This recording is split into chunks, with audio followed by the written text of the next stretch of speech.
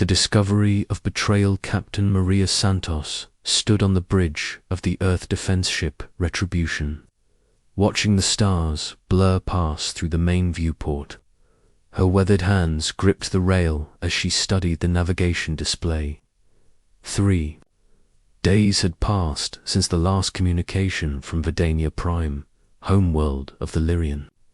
The gentle plant-based beings had never missed their weekly agricultural reports in 15 years of friendship with Earth. Commander David Chen approached from the communications station, his expression grim. Still nothing from the outer monitoring posts near Lyrian space, he reported quietly. It's like someone drew a curtain of silence across that entire sector. Maria nodded, her jaw tightening. The Lyrians were more than just trading partners to humanity. They had saved Earth from famine during the great crop failures of 2387, when human scientists couldn't figure out how to grow food in the harsh conditions of Mars and Europa. The Lyrians had freely shared their bioenhancement technology.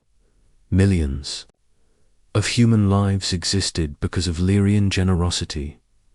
Dr. Alina Vasquez joined them from the science bay, carrying a datapad filled with concerning readings. I've been analyzing the energy signatures we detected 3 weeks ago, she said, pulling up holographic displays in the air between them.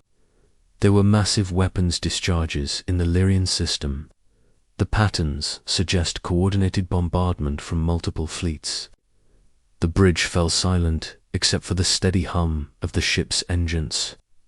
Maria closed her eyes briefly, hoping against hope that there was some other explanation. The Lyrians were pacifists by nature. Their entire civilization was built around growth, nurturing, and harmony with their environment.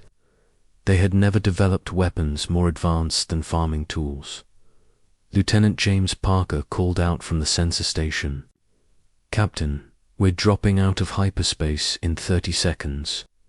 All systems are green and ready for whatever we might find. Maria straightened her uniform and took her position in the command chair. All hands, this is the captain. We don't know what we're going to discover when we arrive at Verdania Prime. Stay alert, stay professional, and remember that we may be the only witnesses to whatever happened to our friends. The ship shuddered as it transitioned back into normal space. The main screen flickered to life, showing the Lyrian home system. What they saw made everyone on the bridge gasp in horror. Verdania Prime, which should have been a brilliant green jewel surrounded by orbital gardens, was now a brown and lifeless rock. No city lights dotted its surface. No ships moved between its moons. The beautiful crystal structures that the Lyrians grew instead of building were gone. Take us into orbit, Maria ordered, her voice barely above a whisper. Full sensor sweep. I want to know exactly what happened here. As they approached the planet, the scope of the destruction became clear. Elena's instruments detected massive impact craters where the great forest cities had once stood. The atmospheric readings showed toxic clouds where there should have been clean air. Most horrifying of all, the bioscanners detected no large life forms anywhere on the planet's surface. Commander Chen's hands shook as he reviewed the tactical data. Captain, I'm reading debris fields in high orbit. Ship fragments, but not Lyrian designs. These are military vessels from an unknown species. Heavy armor, multiple weapon systems, built for war. Dr. Vasquez was running deep scans of the planet's surface when she made a discovery that filled her with rage. Maria, you need to see this. I'm detecting structured patterns in the destruction. This wasn't random bombardment. Someone systematically targeted every Lyrian settlement, every agricultural center, every place where the people might have taken shelter. Maria stood and walked to the main display, studying the evidence of calculated genocide. The attack patterns showed patience and planning. The enemy had taken time to hunt down every living Lyrian on the planet. This was not conquest or resource extraction. This was complete extermination. Life pod detected, Lieutenant Parker announced suddenly. Small craft, Lyrian design, drifting near the fourth moon. Faint life signs aboard. Bring us alongside, Maria ordered immediately. Prepare the medical bay for Lyrian physiology. Dr. Vasquez, grab your biosupport equipment. Within an hour, they had the damaged life pod in their cargo bay. Inside, they found Elder Thornwick, one of the last surviving members of the Lyrian High Council. The ancient plant being was barely alive, his bark-like skin scarred by weapons fire, his luminous sap leaking from multiple wounds. Alina worked frantically to stabilize him using the bioenhancement, techniques the Lyrians had taught her years ago. Slowly, Thornwick's natural healing abilities began to respond. His leaf hair rustled weakly as he regained consciousness. Human friends, Thornwick whispered in his musical voice. You came. I knew you would come. Maria knelt beside the medical table, careful not to disturb the healing apparatus. What happened here, old friend? Who did this to your people? Thornwick's bark darkened with sorrow. The Korthok Empire. They came like a plague of metal locusts, demanding that we join their conquest fleets. When we refused, when we offered them food and medicine instead of weapons, they declared us weak and unworthy of existence. Commander Chen leaned forward. The cryptic. We've heard rumors about them from the Outer Rim traders. Militaristic species built their entire society around warfare and domination. They gave us one day to evacuate our homeworld and become slaves in their war machine, Thornwick continued, his voice growing stronger with anger. When we refused again, they began what they called cleansing operations. They hunted us like animals, Captain Santos. They killed our children first, to break our spirits. Then they destroyed our memory groves, where we kept the history of our people. Dr. Vasquez had to step away from the medical station, her hands clenched into fists. She had spent 5 years living among the Lyrians, learning their agricultural secrets and teaching them human music. The thought of those gentle beings being hunted and murdered filled her with a cold fury she had never felt before. How many survived?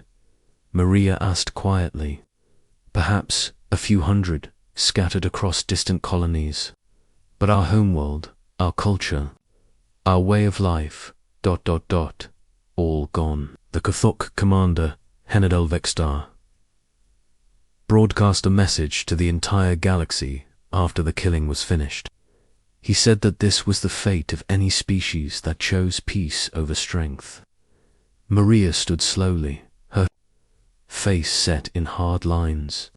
She activated her communicator and spoke with absolute authority. This is Captain Santos to Earth Command. Priority Alpha message. The Lyrian homeworld has been completely destroyed by hostile forces. Requesting immediate recall to discuss response options. The reply came back within minutes. Captain Santos, you are ordered to return to Earth immediately. Bring any survivors and all evidence of what occurred. The President and Defense Council will be waiting for your report. As the Retribution prepared to leave the dead system, Maria stood once more at the main viewport. Elder Thornwick had insisted on coming to the bridge, despite his injuries. Together, they watched Vidania Prime shrank behind them. Your people will be avenged, Maria said quietly. I give you my word as a human being and as a representative of Earth. The Korthok will learn that there are consequences for murdering our friends. Thornwick's leaf hair rustled with something that might have been hope. The Korthok believe that strength comes only from weapons and conquest. They do not understand the strength that comes from loyalty and justice. Perhaps that will be their downfall. During the journey back to Earth, Maria worked with her crew to analyze every piece of evidence they had gathered. The Korthok had made one crucial mistake in their genocide. They had been so focused on displaying their military might that they had left clear signatures of their technology, their tactics, and their location. Commander Chen had identified the Korthok home system and their major military bases. Dr. Vasquez had studied their weapons, signatures, and armor specifications. Lieutenant Parker had intercepted communications that revealed the structure of their command hierarchy. But most importantly, Elder Thornwick had provided information about the Korthok psychology and culture. They were a species driven by pride and the need to prove their superiority over others. They conquered not just for resources, but for the satisfaction of dominating those they considered weak. As Earth came into view, Maria felt a cold certainty settle in her chest. The Korthok Empire was about to learn the most important lesson in galactic politics: never, ever harm humanity's friends. They thought they had won a great victory by destroying the peaceful Lyrian. They had no idea that they had just signed their own death warrant. The message would go out across human space within hours of their landing. Every Earth Defense Force ship, every colony militia, every human merchant who had ever traded with the Lyrians would know what had happened. And they would all want justice. The Korthok celebrated their genocide with parades and victory speeches. They believed they had eliminated a weak species and sent a message to the galaxy about their power. What they had actually done was awaken something far more dangerous than they could possibly imagine. They had awakened human loyalty, human ingenuity, and human wrath. General Vextar would soon discover that the quiet species from Sol had very different ideas about strength and weakness. Earth was about to teach the Korthok Empire why attacking humanity's allies was the last mistake they would ever make. The war was coming, and it would not be the kind of war the Korthok expected. Earth's calculated revenge, 6 months after the discovery of Adania Prime's destruction. Admiral Sarah Mitchell stood in the war room deep beneath the Rocky Mountains. The holographic display showed the entire Korthok Empire spread across 17 star systems, their military might seemingly unstoppable. But Sarah wasn't looking at their strengths. She was studying their weaknesses. The Korthok have conquered 43 species in the past century, reported General Marcus Webb, Earth's top military strategist. They follow the same pattern every time: overwhelming force, public executions of leaders, and forced integration of survivors into their war machine. They believe fear is the ultimate weapon. Dr. Elena Vasquez had spent the past months working with Elder Thornwick and the few hundred surviving Lyrians. Her research had revealed something crucial about Korthok psychology. They're not just warriors, she explained to the assembled leaders. They're addicts. They're addicted to the feeling of superiority that comes from conquest. It's literally how their society measures worth. President Chen Williams studied the intelligence reports scattered across the conference table. Each file represented a species that had been destroyed or enslaved by the Korthok Empire. The gentle Aquarians who had built underwater cities, the silicon-based crystalline who had created living art from mineral structures, the energy beings of Proxima 7 who had existed as pure thought, all gone, absorbed into the Korthok war machine, or simply exterminated. What do we know about their current expansion plans? The President asked Commander Jessica Torres Head of Earth Intelligence, activated a new display showing Korthok fleet movements. They're moving toward the Centauri Alliance. If they take those systems, they'll control the major trade routes and have direct access to Earth's outer colonies. Intelligence suggests they plan to offer us the same choice they gave the Lyrians. Admiral Mitchell smiled, but there was no warmth in it. Then they're about to learn that humans don't respond to ultimatums the way they expect. The plan that Earth's leadership had developed was unlike anything the galaxy had ever seen. It didn't rely on building bigger ships or more powerful weapons. Instead, it used the Korthok's own psychology and organizational structure against them. It was a plan that could only have been conceived by a species that understood both the power of patience and the art of misdirection. Phase 1 begins tomorrow, Mitchell announced. Captain Santos, your team will begin what appears to be a standard diplomatic mission to the Korthok border worlds. They need to see us as predictable, peaceful humans trying to negotiate. Maria. Santos nodded from her position at the far end of the table. She had volunteered for the most dangerous part of the mission. For 6 months, she had been learning Korthok language, customs, and military protocols. To the enemy, she would appear to be just another weak human diplomat seeking to avoid conflict. Phase 2 involves our embedded assets, continued Commander Torres. For the past 3 months, we've been placing human agents within the Korthok Empire, not as spies, but as apparently conquered slaves from fictional human colonies. The Korthok are so confident in their superiority that they barely screen their new acquisitions. This was perhaps the most brilliant aspect of the human plan. The Korthok believed that any species they defeated became automatically loyal through fear and admiration of Korthok's strength. They had no concept that conquered peoples might retain their original loyalties or work together against their masters. Dr. Vasquez presented the scientific component of their strategy. We've developed something we call the Harmony Protocol, based on Lyrian bioenhancement technology. It's not a weapon in the traditional sense. Instead, it reactivates the original neural patterns in conquered species, allowing them to remember who they were before Korthok conditioning.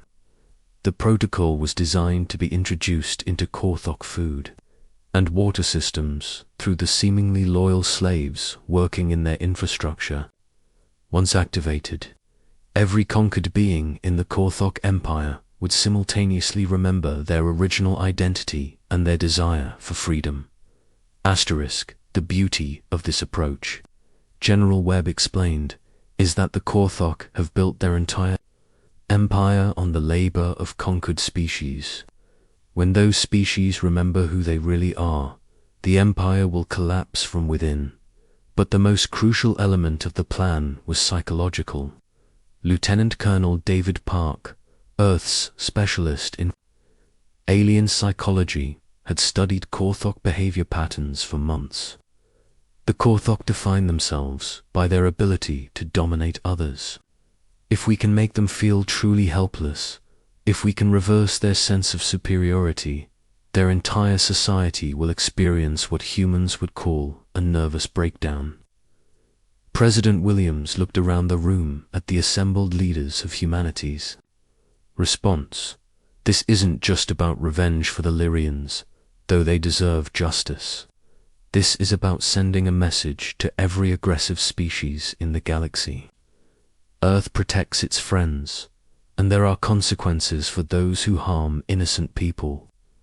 2 weeks later, Captain Santos stood on the bridge of a small diplomatic vessel as it approached the Korthok border station Domination's edge. The station was a massive military installation designed to intimidate visitors with its weapon arrays and aggressive architecture. Everything about it screamed Korthok's superiority and the futility of resistance. General Vextar himself came aboard to receive Earth's diplomatic overture. The Korthok commander was exactly what Maria had expected. tall, heavily armored, with the ritual scars that marked his victories over conquered species. His eyes held the cold confidence of someone who had never experienced real defeat. "So the humans finally come to negotiate," Vexter said in heavily accented English. "Your friends, the plant people, learned too late that peace is weakness. Perhaps you are smarter." Maria bowed respectfully, playing her role perfectly. Shineo Vexter Earth wishes to avoid the fate of the Lyrians. We propose a tribute system, regular shipments of resources and technology in exchange for our independence. Vexter laughed, a harsh sound that echoed through the station's corridors. "Tribute. You misunderstand, human. There is no independence for the weak. You will join our empire, or you will be exterminated like your pathetic plant friends." "Surely there must be some arrangement," Maria persisted, allowing desperation to enter her voice. "Earth has much to offer. Our industrial capacity, our scientific knowledge, our strategic location near the galactic core. Your strategic location is precisely why you cannot be permitted to remain independent," Vexter replied. "But you show proper respect for Korthok's strength. Therefore, I will be generous. Surrender your homeworld and your 10 largest colonies. The remaining human settlements may continue to exist as Korthok territory." Maria pretended to consider this offer while secretly recording everything for later broadcast across human space. "I need time to consult with my government. Such a decision cannot be made quickly." "You have 1 solar rotation," Vextar declared. "Return with your answer, or we will begin pacification operations in your territory." As Maria's diplomatic ship departed the station, she activated a coded transmission that reached every human agent embedded within the Korthok Empire. The signal was simple: the harvest begins. Across 17 star systems, humans who had spent months pretending to be broken slaves began the most coordinated rebellion in galactic history. But this wasn't a violent uprising. Instead, it was something far more devastating to the Korthok psyche. Agent Michael Chen, working as a maintenance slave on the Korthok military shipyard at Conquest Prime, introduced the Harmony Protocol into the station's water reclamation system. Within hours, every conquered being on the station began to remember their original identity. The effect was immediate and catastrophic for Korthok operations. The gentle Aquarians, who had been forced to maintain the station's underwater sections, suddenly refused to work. The silicon-based beings who had been enslaved to process raw materials for ship construction remembered their artistic nature and began creating beautiful but useless sculptures instead of weapons components. Most devastating of all, the energy. Beings who had been forced to power Korthok communication networks began broadcasting the locations and weaknesses of every Korthok military installation to resistance groups across the galaxy.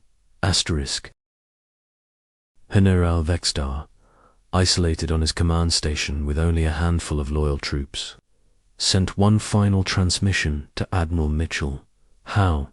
he asked simply. "How did a species we never fought, never threatened, destroy us so completely?"